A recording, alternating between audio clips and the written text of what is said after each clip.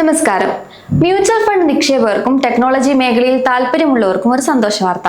രാജ്യത്തെ ഏറ്റവും വിശ്വസ്തമായ സ്ഥാപനങ്ങളിലൊന്നായ LIC മ്യൂച്വൽ ഫണ്ട് തങ്ങളുടെ പുതിയ ഫണ്ട് അവതരിപ്പിച്ചിരിക്കുകയാണ്. LIC MF technology fund. ഇതൊരു ഓപ്പൺ എൻഡഡ് ഇക്വിറ്റി സ്കീമാണ്. അതായത് പ്രധാനമായും സാങ്കേതിക വിദ്യയുമായി ബന്ധപ്പെട്ട കമ്പനികളുടെ ഓഹരികളാണ് ഈ ഫണ്ട് നിക്ഷേപം നടത്തുക. 2026 ഫെബ്രുവരി 20 മുതൽ ഈ പുതിയ ഫണ്ട് ഓഫർ അഥവാ NFO നിക്ഷേപകർക്കായി തുറന്നിട്ടുണ്ട്. സാങ്കേതിക വിദ്യയുടെ വളർച്ചയിൽ നിന്ന് ലാഭം കൊയ്യാൻ ആഗ്രഹിക്കുന്നവർക്ക് ഇതൊരു മികച്ച അവസരമാണ്. എന്താണ് ഈ ഫണ്ടിന്റെ പ്രത്യേകത?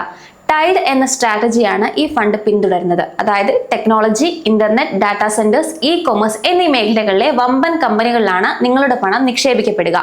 Artificial intelligence, cloud computing, semiconductor തുടങ്ങിയ നൂതന സാങ്കേതിക വിദ്യകളിൽ ശ്രദ്ധ കേന്ദ്രീകരിക്കുന്ന കമ്പനികൾ ഇതിൽ ഉൾപ്പെടും. IT മേഖലയിലെ പരമ്പരാഗത രീതികളിൽ നിന്ന് മാറി പുതിയ കാലത്തെ ഡിജിറ്റൽ വിപ്ലവത്തിന്റെ ഭാഗമാകാനാണ് LIC ഇതിലൂടെ ലക്ഷ്യമിടുന്നത്. ഈ ഫണ്ട് അതിന്റെ ആകെ നിക്ഷേപത്തിന്റെ കുറഞ്ഞത് 80% സാങ്കേതിക വിദ്യയുമായി ബന്ധപ്പെട്ട കമ്പനികളിലായിരിക്കും നിക്ഷേപിക്കുന്നത്. ബാക്കിയുള്ള 20% വരെ മറ്റ് ഓഹരികളിലോ കടപ്പത്രങ്ങളിലോ മണി മാർക്കറ്റ് സംവിധാനങ്ങളിലോ നിക്ഷേപിക്കാൻ സാധിക്കും. കൂടാതെ പരമാവധി 10% വരെ റെയ്റ്റ്സ് അല്ലെങ്കിൽ ഇൻവിറ്റ്, അതായത് റിയൽ എസ്റ്റേറ്റ്, ഇൻഫ്രാസ്ട്രക്ചർ ഇൻവെസ്റ്റ്മെന്റ് ട്രസ്റ്റുകൾ എന്നിവയിലും നിക്ഷേപം നടത്താൻ ഈ ഫണ്ടിന് അനുമതിയുണ്ട്. സാധാരണക്കാർക്ക് ഏറ്റവും ആകർഷകമായ കാര്യം ഇതിലെ കുറഞ്ഞ നിക്ഷേപക തുകയാണ്. വെറും 100 രൂപ മുതൽ നിങ്ങൾക്ക് പ്രതിദിന SIP അഥവാ ഡെയിലി SIP ആരംഭിക്കാം.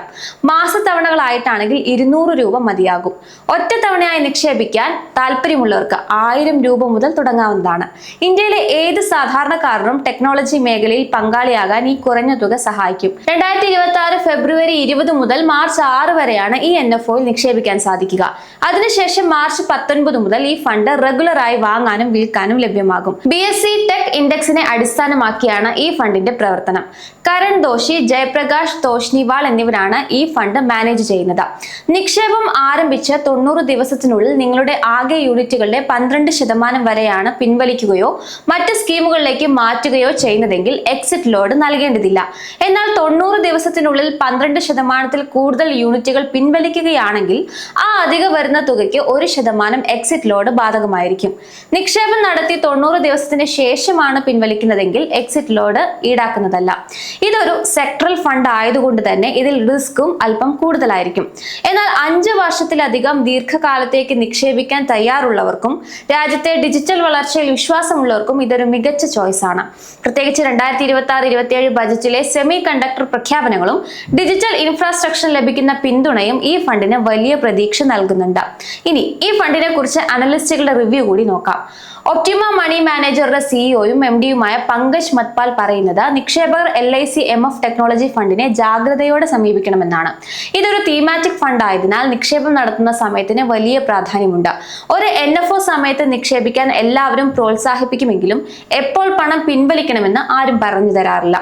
ഇവിടെയാണ് വലിയ റിസ്ക് അടങ്ങിയിരിക്കുന്നതെന്ന് മത്പാൽ അഭിപ്രായപ്പെടുന്നു. അതുകൊണ്ട് തന്നെ സമ്പദ് വ്യവസ്ഥയെ കുറിച്ച് വ്യക്തമായ ധാരണയുള്ളവരും എപ്പോൾ നിക്ഷേപിക്കണമെന്നും എപ്പോൾ പിൻവലിക്കണമെന്നും കൃത്യമായി അറിയാവുന്നവരും മാത്രമേ ഇത്തരം ഫണ്ടുകൾ പരിഗണിക്കാൻ പാടുള്ളൂ. ഇത് എല്ലാവർക്കും അനുയോജ്യമായ ഒന്നല്ല എന്ന് അദ്ദേഹം പറയുന്നു. മറ്റൊരു പ്രധാന കാര്യം, മിക്ക വൈവിധ്യവൽക്കരിക്കപ്പെട്ട ഇക്വിറ്റി ഫണ്ടുകളിലും നിലവിൽ തന്നെ ടെക്നോളജി മേഖലയ്ക്ക് വലിയ പ്രാധാന്യം നൽകുന്നുണ്ട്. സാധാരണയായി ഫൈനാൻഷ്യൽ സെക്ടർ കഴിഞ്ഞാൽ ഏറ്റവും കൂടുതൽ നിക്ഷേപം വരുന്നത് ടെക്നോളജിയിലാണ്.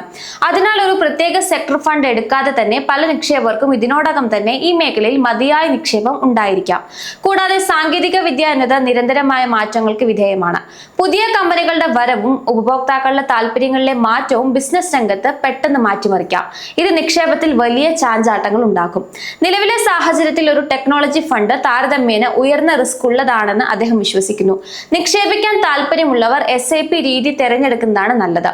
എങ്കിലും മാനുഫാക്ചറിംഗ് അല്ലെങ്കിൽ ഇൻഫ്രാസ്ട്രക്ചർ പോലുള്ള വിശാലമായ മേഖലകളെ അപേക്ഷിച്ച് ഇതൊരു ചെറിയ മേഖല മാത്രമാണെന്നും മത്പാൽ കൂട്ടിച്ചേർക്കുന്നു.